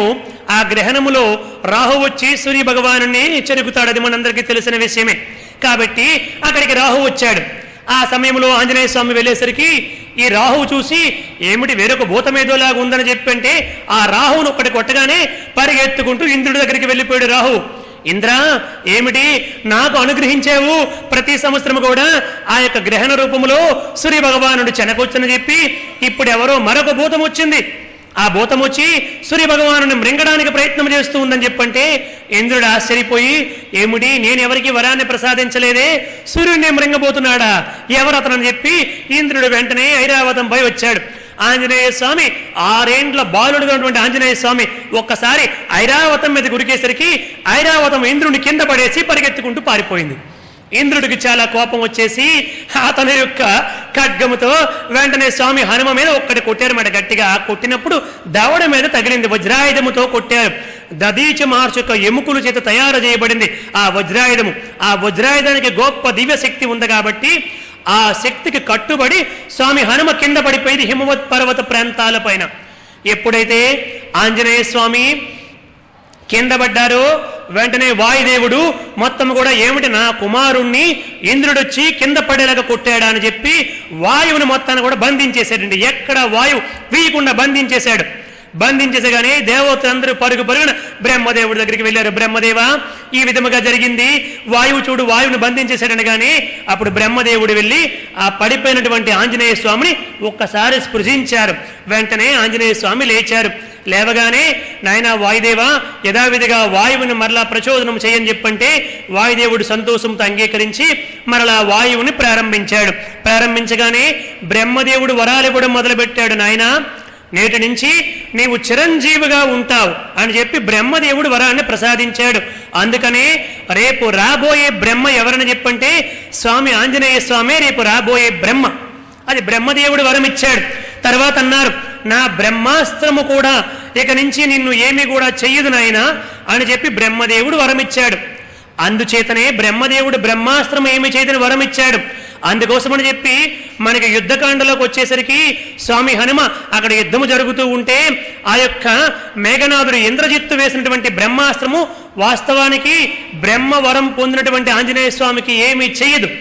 కానీ కావాలని ఆంజనేయ స్వామి బ్రహ్మాస్త్రానికి గౌరవించి కట్టుబడిపోయినట్టుగా నటించారు. అలా నటించితే అక్కడికి తీసుకుని వెళ్తారు. ఎక్కడికి? రావణాసుడి దగ్గరికి తీసుకుని వెళ్తారు. అప్పుడు రావణాసుడి దగ్గరికి వెళ్ళి ఆ రావణాసుడికి బుద్ధి చెప్పొచ్చు అని ఆంజనేయ స్వామి సంకల్పించుకున్నారు. అంతే తప్ప బ్రహ్మాస్త్రము ఆంజనేయ స్వామిని బంధించలేదు. అది ఎందుకంటే బ్రహ్మదేవుడు ఇచ్చినటువంటి వరం అది. అలా బ్రహ్మదేవుడు వరం ఇచ్చాడు, చిరంజీవిగా ఉంటావు, నా బ్రహ్మాస్త్రం కూడా నిన్ను ఏమీ చేయదని వరం ఇచ్చారు. తర్వాత ఇంద్రుడు వచ్చాడు, ఇక నుంచి నా వజ్రాయుధం కూడా నిన్ను ఏమీ చేయలేదని చెప్పి ఆయన కూడా అనేక వరాలు ఇచ్చాడు ఇంద్రుడు. అగ్నిదేవుడు వచ్చాడు, నాయన నా వల్ల నీకు ఎటువంటి భయం కూడా ఉండదు అని చెప్పి అగ్నిదేవుడు వరం ఇచ్చాడు. అందుకోసమని చెప్పి ఆ బ్రహ్మాస్త్రానికి కట్టుబడిపోయి ఆంజనేయ స్వామి లొంగిపోయినట్టుగా ప్రవర్తించి రావణాసుడి దగ్గరికి వెళ్ళాడు. రావణాసుడి దగ్గరికి వెళ్తే రావణాసుడికి అనేక బుద్ధులు చెబితే రావణాసుడు కోపోద్రిక్తుడైపోయి వీడిని సంహరించండి అన్నాడు. అప్పుడు విభీషణుడు వచ్చి అన్నా దూతను చంపకూడదన్నా అని చెప్పి అనేక ధర్మబోధ చేశాడు రావణాసురుడికి. అన్నా రావణ శాంతముగానా మనవిని వినుమా దూతను చంపుట ధర్మముగానిది అని అనేక ధర్మబోధలు చేశాడు. దూతను చంపకూడదన్నా వాడికి తల గురిగించొచ్చు, కాళ్ళు విరిచివేయొచ్చు, చెయ్యి విరచొచ్చు, వేళ్ళు విరవచ్చు, ఏదైనా చెయ్యొచ్చు కానీ చంపకూడదని చెప్పాడు విభీషణుడు. ఆ మాటకు విని రావణాసురుడు అన్నాడు, వానరులకి తోక చాలా ముఖ్యమైనటువంటిది కాబట్టి ఆ తోకకు నిప్పు పెట్టేయండి అని అన్నాడు. ఆ తోకకి అన్ని కూడా గుడ్లన్నీ కూడా తీసుకొచ్చి అక్కడ ఉన్నటువంటి రాక్షసులందరూ కూడా నిప్పు పెట్టారు. వాళ్ళు నిప్పు పెడితే అగ్నిదేవుడు ఏమని మాట ఇచ్చాడు, వానొక చిన్నప్పుడు 6వ రోజు వరం ఇచ్చాడు, నా వల్ల నీకు ఎటువంటి భయం కూడా ఉండదని వరం ఇచ్చాడు కదా. నిప్పు అయితే పెట్టాడు కానీ అతనికి ఎటువంటి నొప్పి కూడా కలగలేదు, ఎటువంటి మంట కూడా కలగలేదు. తత్కారణము చేత ఏ తోకకైతే వాళ్ళు నిప్పు పెట్టారో ఆ తోకతోనే లంకాపట్టణం మొత్తం కూడా తగలబెట్టేశాడు కానీ ఈయన తోకకు మాత్రం ఏమీ అవ్వలేదు. అది ఆంజనేయ స్వామి వారి యొక్క దివ్య శక్తి. 6వ రోజు నాడు ఆ వరాన్ని పొందేరు స్వామి హనుమ. అలా అందరూ కూడా అనేక వరాలు ఇచ్చారు. తర్వాత పెరిగి పెద్దవాడయిన తర్వాత సూర్య భగవానుడి దగ్గరికి వెళ్ళి నవ వ్యాకరణ పండితుడయ్యాడు. సూర్య భగవానుడిని అడిగాడు, సూర్య భగవానుడా నీ దగ్గర వ్యాకరణం నేర్చుకుంటాను, నాకు నేర్పించంటే నాయన ఆంజనేయ స్వామి సరే మంచిదే నేర్చుకుంటానన్నావు, సంతోషమే, నేను ఎక్కడా ఆగడానికి వీల్లేదు, నేను వెళ్తూనే ఉండాలి, ప్రయాణం చేస్తూనే ఉండాలి, నా 7 గుర్రాలు పూజినటువంటి ఈ రథం పైన ప్రయాణము కొనసాగిస్తూ ఉండాలి, నేను ఆగితే సృష్టి మొత్తం కూడా కొంచెము చిన్న భిన్నమైపోతుంది, ఆగడానికి లేదు నాయన, నేను ప్రయాణం చెయ్యాలి, మరి ఎలా నేర్చుకుంటావని అన్నాడు సూర్య భగవానుడు. దానికే ముందు స్వామి అని చెప్పి ఉదయాద్రిపై ఒక పాదాన్ని హస్తాద్రిపై ఒక పాదాన్ని పెట్టి స్వామి ఆకాశం అంత ఎత్తుకు పెరిగిపోయి సూర్య భగవానుడు ఎటువైపు వెళ్తూ ఉంటే అటువైపు ఈయన దేహాన్ని సంచరింపజేస్తూ సూర్య భగవానుడి దగ్గర వ్యాకరణం నేర్చుకుని నవ వ్యాకరణ పండితుడయ్యాడు ఆంజనేయ స్వామి. జయముల పవనసుత హనుమానికి. అది ఆంజనేయ స్వామి వారి యొక్క దివ్య శక్తి. ఇలా స్వామి హనుమ తర్వాత పంచముఖ ఆంజనేయ స్వామి ఎలా అయ్యారు? పంచముఖ ఆంజనేయుడికి ఎప్పుడయ్యారంటే పాతాళములో మైరావణుడు అని చెప్పి ఉన్నాడు. వాడు పాతాళ లోకానికి రామలక్ష్మణులిద్దరిని కూడా యుద్ధ సమయములో ఆ ఇంద్రజిత్తు ఆ మాయా వలయాన్ని పన్నాడు కదా, పట్టపగలే చీకటి చేసేశాడు. అటువంటి సమయములో స్వామి హనుమ రామలక్ష్మణులిద్దరిని కూడా లోపల పెట్టి తన తోకతో ఒక గొప్ప కోటను కట్టి బయట కావలిగా ఉంటే ఈ మైరావణుడు అటువంటి వాడు విభీషణుడి రూపంలో లోపలికి వెళ్ళి పాతాళానికి తీసుకుని వెళ్ళిపోయాడు రామలక్ష్మణులిద్దరిని కూడా. అలా పాతాళంలోకి ఉంటే తర్వాత నిజమైనటువంటి విభీషణుడు వచ్చి, నాయన జాగ్రత్తగా ఉన్నారు లోపలంటే, నువ్వు ఇప్పుడే లోపలికి వెళ్ళి వచ్చావు కదా, మరలా బయటకు వెళ్ళగొచ్చావని చెప్పి అన్నాడు ఆంజనేయ స్వామి. నేను ఎప్పుడు లోపలికి వెళ్ళినయ్యా, నేను లోపలికి వెళ్ళలేదు, ఇప్పుడే వస్తున్నానన్నాడు విభీషణుడు. ఈ అనుమానం కలిగింది ఇద్దరికి, ఏదో జరగకూడదు జరిగినట్టుగా ఉందని చెప్పి ఇద్దరు కూడా లోపలికి వెళ్ళారు. లోపలికి వెళ్ళి చూస్తే అక్కడ రాముడు లక్ష్మణుడు ఇద్దరు కూడా లేరు. వాళ్ళు సొరంగ మార్గం గుండా పాతాళానికి తీసుకుని వెళ్ళిపోయాడు. అప్పుడు విభీషణుడు చెప్పాడు, నాయన ఇటువంటి పనులు చేయగలటువంటి వాడు ఒక మైరావణుడు ఒక్కడే, నువ్వు ఎలాగైనా వెళ్ళి వాడిని సంహరించాలి అని చెప్పంటే ఆ పాతాళ లోకానికి వెళ్ళాడు. ఆ పాతాళ లోకానికి వెళ్ళేటప్పుడు అక్కడ మకరధ్వజునటువంటి వాడు ఉన్నాడు.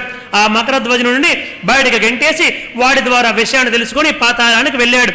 అక్కడ మైరావణుడికి ఒక వరం ఉంది. ఏమిటంటే 5 దిక్కులు 5 జ్యోతులు ఉంటాయి.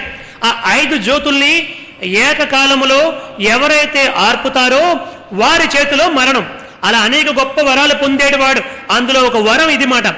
5 జ్యోతుల్ని ఏకకాలములో ఎవరు ఆర్పుతారో వారి చేతిలోనే మరణం వాడికి ఉంది.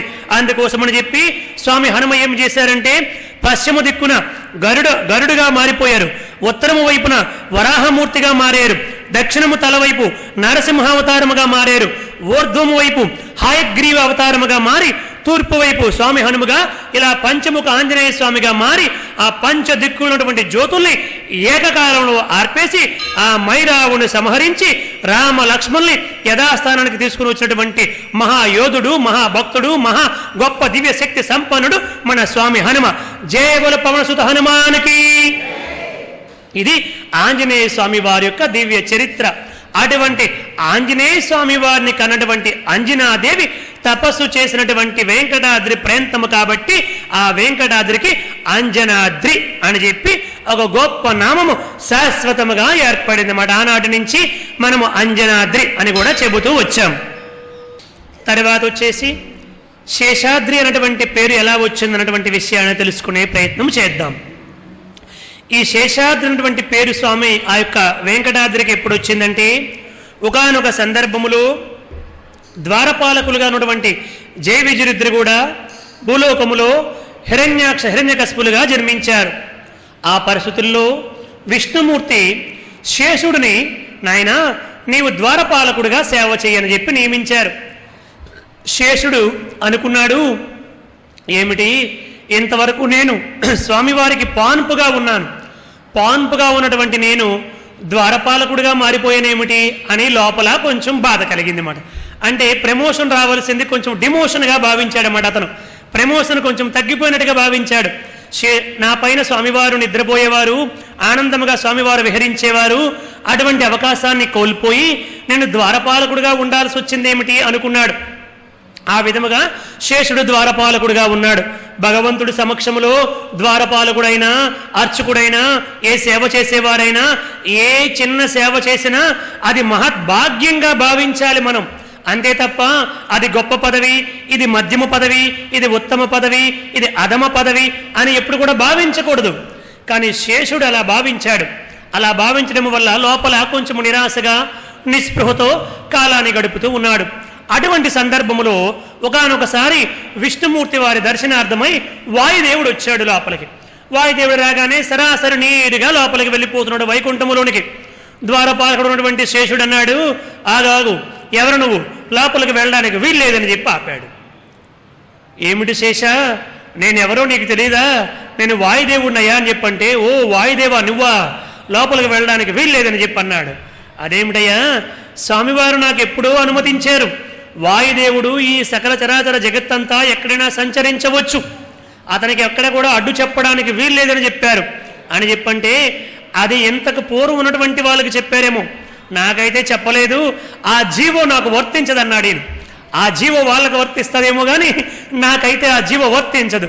కాబట్టి కొత్తగా జీవో కాపీ ఉంటే తీసుకునిరా, అది చూపిస్తే అప్పుడు లోపలికి వదిలిపెడతానన్నాడు. ఏమిటయ్యా అని చెప్పి ఇద్దరు కూడా వాగ్వివాదం చేసుకున్నారు. లోపలికి వెళ్ళడానికి వీల్లేదని చెప్పి అన్నారు. అసలు ఒక దశలో వాయువు బలవంతంగా లోనికి వెళ్ళబోతుంటే కొంచెం అడ్డగించి పక్క గెంటేశాడంట వాయుదేవుడిని ఆదిశేషుడు. అప్పుడు వాయుదేవుడు అన్నాడు, చూడు, నేను లోపలికి వెళ్తూ ఉంటే అడ్డుపడి నన్ను పక్కకు గెంటావు. ఇది వైకుంఠం అయిపోయింది. ఈ వైకుంఠములో నా బలాన్ని ప్రదర్శించకూడదు కాబట్టి ఊరుకుంటున్నాను. ఇదే వేరొక చోటైతే నిన్ను బలవంతంగా చుట్టి ఎక్కడో దూరంగా విసిరేసేవాడిని అని చెప్పి అన్నాడు వాయుదేవుడు. ఏమిటి, నువ్వు నన్ను దూరంగా చుట్టి విసిరేస్తావా? పద అయితే బయటికి వెళ్దాం, పద, నీ శక్తి ఏమిటో నా శక్తి ఏమిటో తేల్చుకుందాం. ఏమనుకుంటున్నావు? సాక్షాత్తు శ్రీమన్నారాయణుడే నా పైన సేద తీరుతూ ఉంటారు. అంత గొప్ప శ్రీమన్నారాయణమూర్తిని నేను మోసాను, అంత గొప్ప బలము నాది అని ఇద్దరూ నా బలం ఇంత నా బలం అంతని చెప్పుకోవడం మొదలుపెట్టారు. వాయుదేవుడు అన్నాడు, ఆంజనేయ స్వామికే తండ్రిని నేను, ఎంత బలవంతును నేను అని ఆయన అన్నారు. ఇద్దరు కూడా ఒకరికొకరు రెచ్చిపోయి నేనింత వాడిని, నేను గొప్పవాడినంటే నేను గొప్పవాడిని అనుకోవడం మొదలుపెట్టారు. అక్కడికి వచ్చాడండి.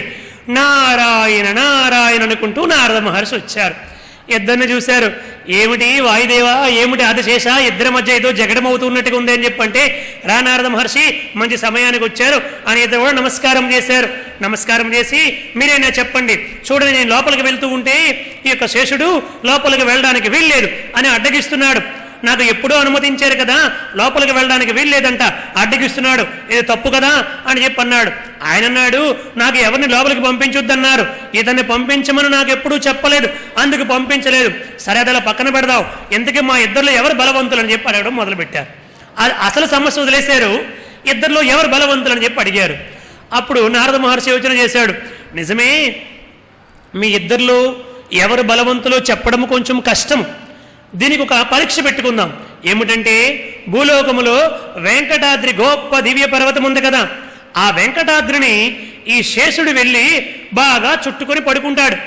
అలా శేషుడు చుట్టినప్పుడు ఆ వెంకటాద్రిని వాయుదేవుడు గనుక ఒక్కసారి కదపగలిగితే వాయుదేవుడు బలవంతుడు, వాయుదేవుడు గనుక కదపలేకపోతే శేషుడే బలవంతుడు అని చెప్పి నారదుడు చెప్పాడండి. చెప్పగానే ఇద్దరు కూడా విష్ణుమూర్తి కూడా చెప్పకుండా వెళ్ళిపోయారంటండి. అది వెంటనే నేను బలవంతునంటే నేను బలవంతుని, రా అంటే రా అనుకుని రివ్వును వచ్చేసారు భూలోకానికి. శేషుడు వెళ్ళి తన 1000 పడగలతో చక్కగా మొత్తం కూడా చుట్టేసి గట్టిగా బలవంతంగా కదలకుండా పట్టుకున్నాడు. ఎవరిని? వెంకటాద్రి మహాపర్వతాన్ని పట్టుకున్నాడు. వాయుదేవుడు వచ్చాడు. జుమ్ అంటే జుమ్ అని చెప్పి వాయుదేవుడు వేయడం మొదలుపెట్టాడు. ఎక్కడైనా కదిలిపోతుందేమో అని శేషుడు మహాబలవంతంగా పట్టుకున్నాడు. ఇంకా కొండ కదలడం సంగతాలు ఉంచండి కానీ చుట్టుపక్కల ఉన్నటువంటి చిన్న చిన్న గుట్టలు, చిన్న చిన్న కొండలు, వృక్షాలు ఇవన్నీ కూడా కదిలిపోతున్నాయి. జనులందరికీ కూడా విపరీతమైనటువంటి ఇబ్బంది కలిగిపోతుంది. అన్ని కూడా లేచిపోతున్నాయి, సముద్రాలని కూడా తెరలిపోతున్నాయి. అన్ని లేచిపోతూ ఉంటే దేవతందరూ కూడా ఏమిటి వీళ్ళిద్దరికీ ఇలాంటి పంతం వచ్చింది, ఇటువంటి పందెం పెట్టుకున్నారేమిటి అని చెప్పి అందరూ కూడా బ్రహ్మదేవుడి దగ్గరికి వెళ్ళారు. బ్రహ్మదేవా, నువ్వు తొందరగా వచ్చి వాళ్ళిద్దరిని కూడా నిలువరించకపోతే మహాప్రళయం ఏర్పడిపోతుంది అని చెప్పి అన్నారు. బ్రహ్మదేవుడు వచ్చాడు. బ్రహ్మదేవుడు వచ్చి వాయుదేవుడి దగ్గరికి వెళ్ళి, వాయుదేవా, ఏమిటయ్యా ఇది, తప్పు కదా, ఎందుకు నువ్వు ఈ విధంగా విజృంభిస్తున్నావు, నీ విజృంభించడం వల్ల భూలోకం అంతా కూడా అతలాకుతలం అయిపోతుంది, ఇది కరెక్ట్ కాదు నాయన, ఇది ధర్మం కాదు అని చెప్పాడు. నువ్వు ఇప్పుడేం మాట్లాడొద్దని చెప్పనేసి అతను జుమ్ అంటే జుమ్ అని చెప్పి వీయడం మొదలుపెట్టాడు. శేషుడి దగ్గరికి వెళ్ళాడు.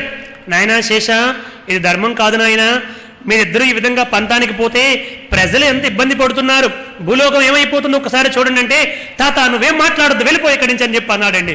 ఏమిటి, శేషుడు ఎప్పుడు కూడా ఎంతో గౌరవించేవాడు, చివరికి శేషుడు కూడా ఇలా అయిపోయాడని చెప్పి ఇద్దరిని కూడా అనేక విధాలుగా బ్రహ్మదేవుడు ప్రయత్నం చేశాడు. చేస్తే వినకపోతే అప్పుడు శేషుడి దగ్గరికి వచ్చి, నాయనా శేష, నువ్వు ఎంత బలవంతుడివో నాకు తెలుసు, సాక్షాత్తు శ్రీమన్నారాయణమూర్తి యొక్క అంశవి నీవు గనుక ఇలా ప్రవర్తిస్తున్నావనే విషయాన్ని స్వామివారికి తెలిస్తే ఆ అదృష్టాన్ని నువ్వు కోల్పోతావు. స్వామివారికి శేష పాన్పుగా నిన్ను అనుగ్రహించారు స్వామి, కానీ ఇప్పుడు నువ్వు నేను చెప్పిన మాట వినకపోతే నువ్వు ఆ అదృష్టాన్ని కోల్పోతావు. నేను చెప్పినట్టు గనుక వింటే స్వామివారి యొక్క అనుగ్రహానికి పాత్రుడు అవుతావు. భవిష్యత్తులో స్వామివారు ఎన్నో అవతారాలు స్వీకరిస్తారు, అప్పుడు నిన్ను తన సోదరుడిగా తీసుకుని వెళతారు అని చెప్పి బ్రహ్మదేవుడు జరగబోయేదంతా కూడా చెప్పారు. చెప్పేసరికి నువ్వు గనుక ఆ వాయుదేవుడు ఎలాగా నా మాట వినట్లేదు, నువ్వైనా నా మాట వినకపోతే ఈ ప్రపంచమంతా అతలాకుతలం అయిపోతుంది, కావాలంటే నీకు మేము నమస్కారం చేస్తామన్నారు బ్రహ్మదేవుడు. దేవతలందరూ అయ్యో క్షమించండి తాతగారు, మీరు నాకు నమస్కారం చేయడం ఏమిటి అని శేషుడు కొంచెం బుద్ధి మార్చుకుని ఒక్కసారి సరే మీరు చెప్పినట్టుగా చేస్తానని తన పట్టు ఒక్కసారి సడలించాడండి, వదిలేడు. అంతే, వాయుదేవుడు రేవుమని చెప్పి ఆ సువర్ణముఖి నదీ తీరానికి ఉత్తరాన ఉన్నటువంటి ఆ పర్వతాన్ని తీసుకొచ్చి దక్షిణ వైపు పెట్టేశాడు. నేనే గెలిచాను అని చెప్పి అన్నాడు. ఇప్పుడు ఎవరు గెలిచినట్టుగా?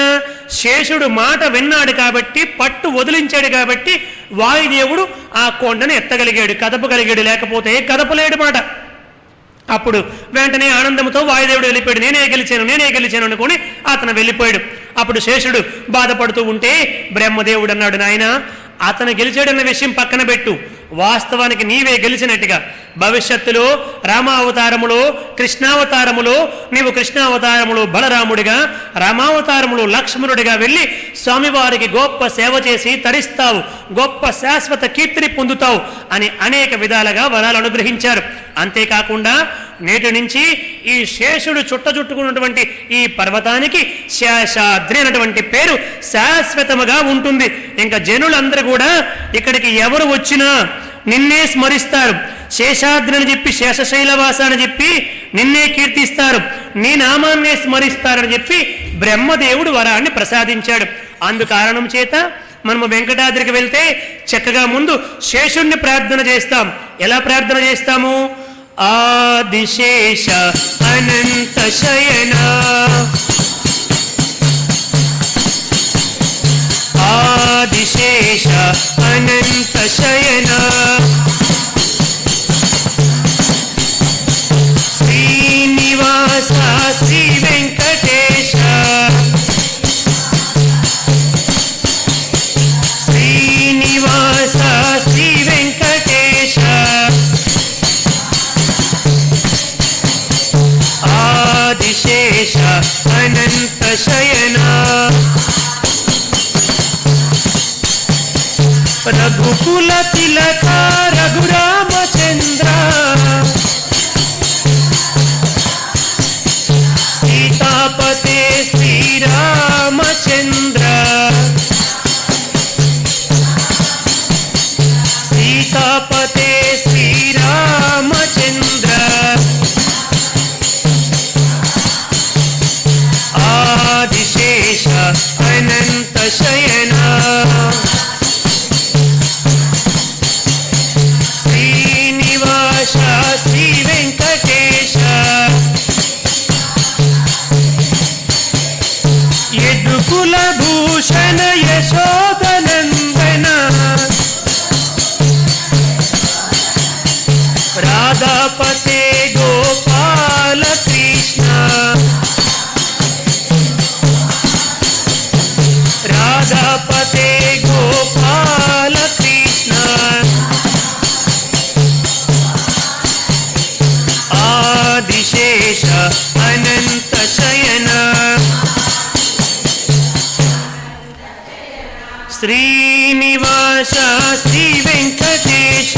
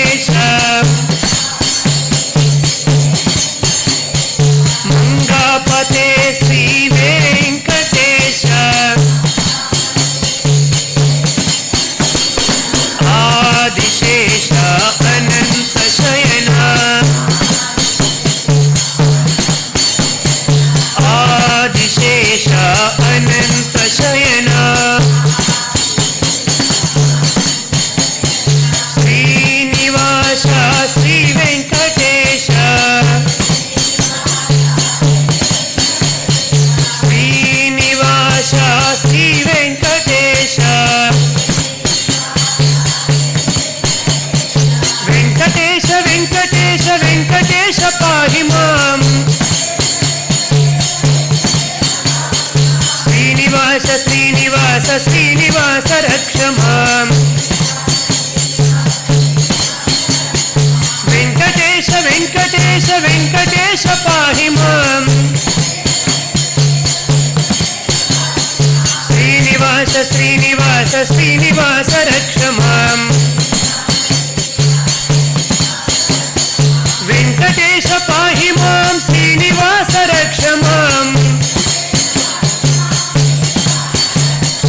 వెంకటేశ పాహి మాం శ్రీనివాస రక్ష మాం. శ్రీనివాస రక్ష మాం వెంకటేశ పాహి మాం. శ్రీనివాస రక్ష మాం వెంకటేశ పాహి మాం.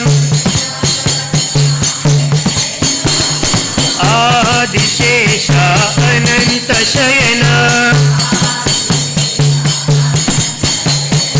ఆదిశేష అనంత శయన శ్రీనివాస శ్రీ వెంకటేశ శ్రీనివాస శ్రీ వెంకటేశ సాగర లంకా శ్రీరామదూత అంజని పుత్ర శ్రీ ఆంజనేయ అంజని పుత్ర శ్రీ ఆంజనేయ కుండలి భూషణ కైలాసవాస గౌరీపతే శివ శంభో శంకర గౌరీపతే శివ శంభో శంకర ఆదిశేష అనంత శయన శ్రీనివాస శ్రీ వెంకటేశ శ్రీనివాస శ్రీ వెంకటేశ ఆదిశేష అనంత శయన శ్రీనివాస శ్రీ వెంకటేశ.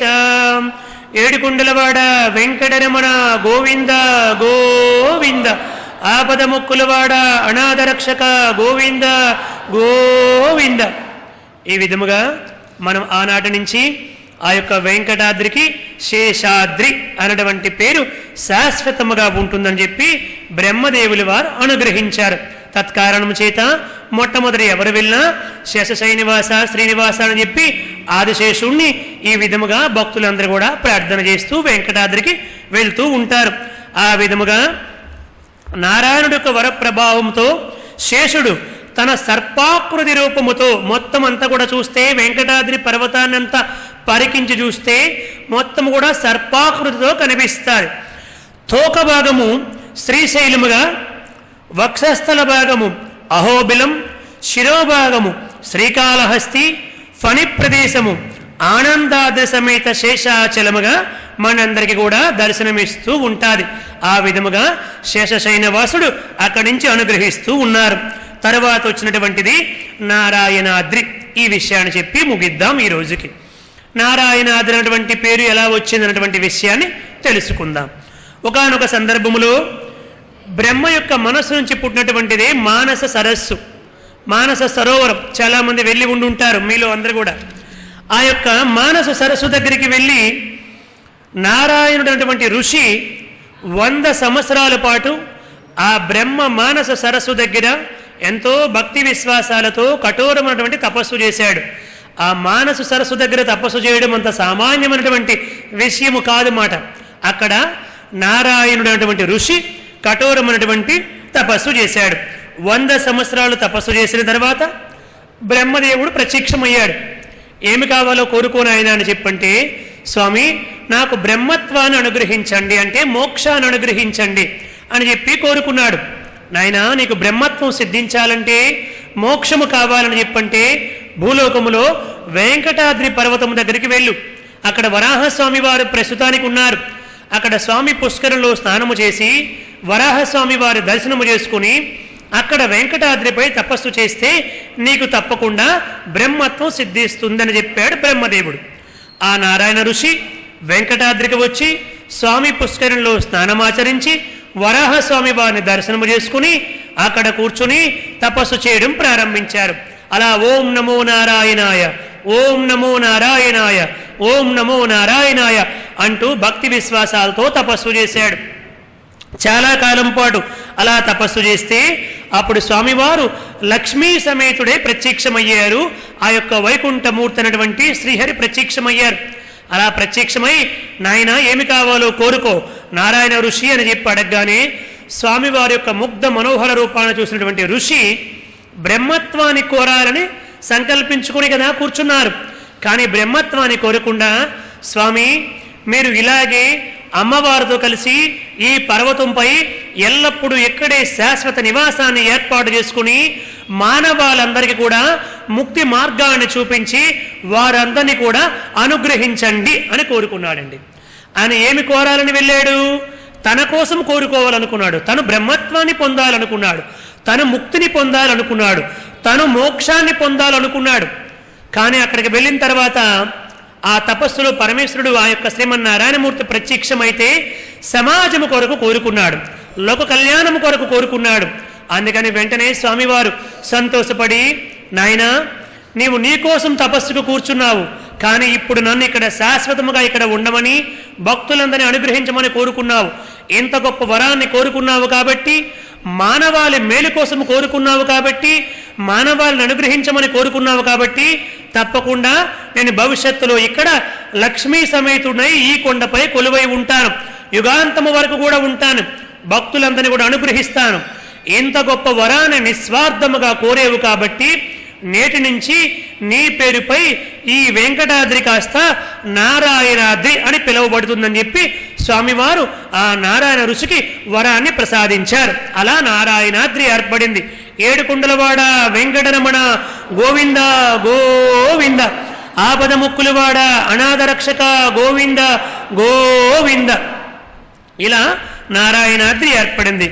మిగతా కథాభాగ విశేషాలన్నీ రేపటి రోజు తెలుసుకుందాం. జయ బోలో భగవాన్ శ్రీ సత్యసాయి బాబాజీకి, రమా సమేత సత్యనారాయణ స్వామి వారికి, శ్రీరామచంద్రమూర్తికి, సీతామాతకు, లక్ష్మణస్వామికి, పవనసుత హనుమానికి. హరే రామ రామ రామ హరి హరే, హరే కృష్ణ కృష్ణ కృష్ణ హరి హరే. మంగళం కోశలేంద్రాయ మహనీయ గుణాత్మనే, చక్రవర్తి తనూజాయ సార్వభౌమాయ మంగళం.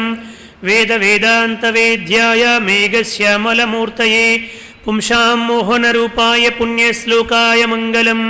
శ్రీహత్కాంతాయ కళ్యాణ నిదయే నిదయేర్దినాం, శ్రీవేంకట నివాసాయ శ్రీనివాసాయ మంగళం. ఉమాకాంతాయ కాంతాయ కామితార్థప్రదాయినే, శ్రీగిరీశాయ దేవాయ మల్లినాదాయ మంగళం. సర్వం శ్రీ సాయిరామార్పణమస్తు. స్వస్తి. Thanks for watching. Please comment, like, share and subscribe our channel.